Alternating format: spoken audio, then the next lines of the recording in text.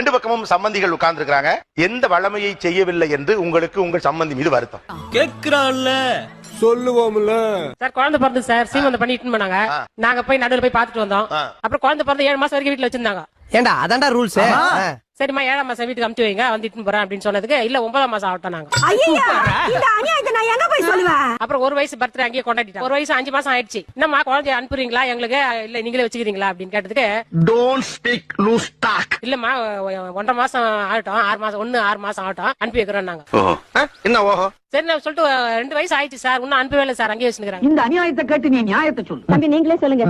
அவங்க சொல்றது அவங்க 2ஆம் சம்பந்தி பத்தி சொல்லிட்டு இருக்காங்க. நான் மொத சம்பந்தி. ஐயோ